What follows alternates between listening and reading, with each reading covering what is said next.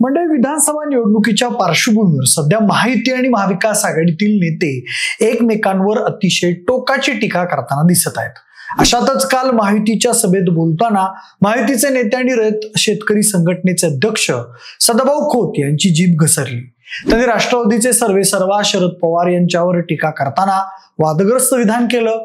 दरम्यान पवारांच्या शारीरिक व्यंगावरून टीका केल्यामुळे कालपासून खोत हे सर्व प्रमुख नेत्यांच्या रडारवर आल्याचं दिसून आलं. शिवाय पवार गटाच्या राष्ट्रवादीने त्यांच्या विरुद्ध तीव्र भूमिका घेतल्याचं दिसून आलं. एकंदरीतच या विधानांमुळे कुठेतरी आपल्याला बॅकफुटला जावं लागेल असं दिसून आल्यानंतर सदाभाऊंनी आज सकाळी एक व्हिडिओ अपलोड करून त्याद्वारे झालेल्या विधानाबद्दल दिलगिरी व्यक्त केली आणि हा वाद मिटवण्याचा प्रयत्न केला. मंडळी, सदाभाऊ खोत यांनी काल केलेलं वादग्रस्त विधान हे पहिलंच नाहीये. याआधीही त्यांनी अनेक वेळा आपल्या वादग्रस्त विधानांमुळे वाद ओढावून घेतलेला आहे.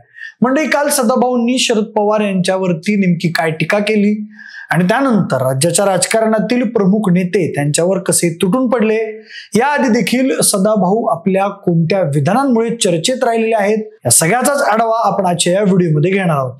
नमस्कार, मी प्रथमेश आणि तुम्ही पाहताय विषयच भारी. म्हणजे सगळ्यात पहिल्यांदा तर आपण सदाभाऊ खोत यांनी काल शरद पवारांवरती नेमकी काय वादग्रस्त टीका केली हे बघूया. म्हणजे जत विधानसभा मतदारसंघात गोपीचंद पडळकर यांच्या प्रचारासाठी काल सभा झाली.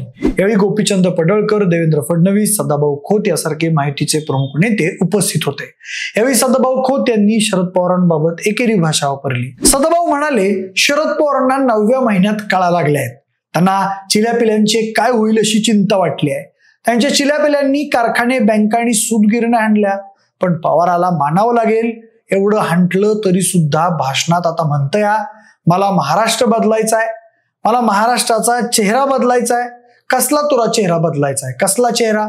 तुला तुझ्या चेहऱ्यासारखा महाराष्ट्राचा चेहरा पाहिजे का? असं वादग्रस्त विधान सदाभाऊ खोत यांनी काल केलं. म्हणजे सदाभाऊंच्या या वादग्रस्त टीकेनंतर राजकीय वर्तुळातून तीव्र प्रतिक्रिया उमटल्या. राज्यातील प्रमुख नेत्यांनी त्यांच्यावर टीकेची झोड उठवली, तर राष्ट्रवादी शरद पवार गटाने सदाभाऊंचा तीव्र शब्दात निषेध व्यक्त केला. आज सदाभाऊंची पुण्यामध्ये जी पूर्व नियोजित पत्रकार परिषद होती ती उधळून लावण्याचा पवार गटाने इशारा दिला. त्यामुळे या सगळ्या पार्श्वभूमीवर सदाभाऊंनी आजचा पुणे दौरा पुढे ढकलून पत्रकार परिषद रद्द केली आहे. दरम्यान या वादग्रस्त विधानावर उपमुख्यमंत्री अजित पवार यांनीही तीव्र शब्दात नाराजी व्यक्त केली आहे.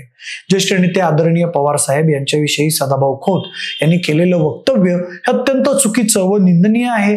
अशा पद्धतीने खालच्या पातळीवर पवार साहेबांवर वैयक्तिक टीका करणं आम्हास पूर्णपणे अमान्य आहे. ही आपल्या महाराष्ट्राची संस्कृती नाही. राष्ट्रवादी काँग्रेस पक्षाच्या वतीनं व वैयक्तिकरित्या मी या विधानाचा तीव्र शब्दात निषेध करतो. यापुढे पवार साहेबांवर खालच्या पातळीवर जाऊन कोणी वैयक्तिक टीका केल्यास राष्ट्रवादी काँग्रेस पक्ष खपवून घेणार नाही, अशा शब्दात अजित पवारांनी सदाभाऊंना सुनावलं. तर दुसरीकडे सदाभाऊंच्या वादग्रस्त विधानानंतर राष्ट्रवादीचे नेते जितेंद्र आव्हाड यांनीही सदाभाऊंवर निशाणा साधला. सदाभाऊ खोत शरद पवारांबद्दल बोलताना, तुम्हाला लाज कशी वाटली नाही?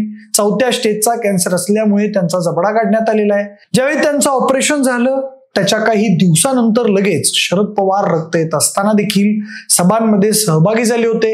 त्यामुळे आपण काय बोलतो याचा काही समज नाही का?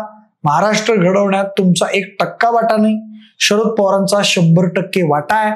त्यांच्या चेहऱ्यावरून त्यांना बोलणं यावरून तुमची अक्कलशून्यता लक्षात येते. सदाभाऊ खोत, तुमच्या वडिलांची तुम्ही अशी टिंगल केली असती का? तुमच्या चेहऱ्यावर डाग पडला तर घरातून बाहेर पडणं मुश्किल होईल, अशा तीव्र शब्दात जितेंद्र आव्हाड यांनी सदाभाऊंवर हल्ला केला. दरम्यान सदाभाऊंच्या या वादग्रस्त विधानावर ठाकरे गटाचे खासदार संजय राऊत यांनीही तीव्र शब्दात टीका केली आहे. सदाभाऊ खोत हा तर देवेंद्र फडणवीसांचा कुत्रा आहे असं संजय राऊत म्हणाले. पवार साहेबांसारखा नेता हा राज्यातच नाही तर देशाच्या राजकारणातला भीष्म पिता आहे. हा आम्हाला अभिमान आहे. पवार साहेब या देशाचे सर्वोच्च नेते आहेत. या सदा खोताच्या बापाने म्हणजेच नरेंद्र मोदी यांनी बारामतीत जाऊन शरद पवार हे आपले कसे राजकीय गुरु आहेत आणि त्यांच्या अनुभवाचा फायदा देश कसा घेत आहे हे वारंवार सांगितलं आहे. पवार साहेबांचं बोट पकडून आम्ही कसं राजकारण केलं हे सुद्धा मोदी यांनी सांगितलं. शिवाय अत्यंत महत्वाची गोष्ट म्हणजे याच भाजप सरकारने पवार साहेबांना देशातला भारतरत्न नंतरचा सर्वोच्च नागरी किताब पद्मविभूषण दिला आहे. तो 2ऱ्या क्रमांकाचा सर्वोच्च किताब आहे, जो त्यांना त्यांच्या सामाजिक, राजकीय, कृषी आणि शैक्षणिक क्षेत्रातील कामाबद्दल दिला आहे. पवार साहेबांनी काहीच केलं नाही असं हे जे म्हणत आहेत, त्यांनी त्यांच्या गेल्या 60 ते 70 वर्षाचा कामाचा लेखाजोखा पाहिला पाहिजे. तुम्ही पवार साहेबांच्या आजारपणावर अशा प्रकारचं वक्तव्य करून महाराष्ट्राची मान शरमेनं खाली घातली आहे. या लायकीची माणसं देवेंद्र फडणवीस यांनी महाराष्ट्रात उभी केली आहेत. अशा तीव्र शब्दात राऊतांनी सदाभाऊंवर हल्लाबोल केलाय. दरम्यान या सगळ्या तीव्र प्रतिक्रिया बघून आणि सध्याची राजकीय परिस्थितीत आपण केलेले वादग्रस्त विधान निवडणुकीत अडचणीचं ठरण्याची शक्यता लक्षात घेऊन सदाभाऊ खोत यांची सध्या भाषा नरमली आहे. त्यांनी आज सकाळी सोशल मीडियावर एक व्हिडिओ पोस्ट करून आपण केलेल्या विधानाबाबत दिलगिरी व्यक्त केली आहे. ही दिलगिरी व्यक्त करत असताना त्यांनी ग्रामीण भाषेचा दाखला दिला आहे.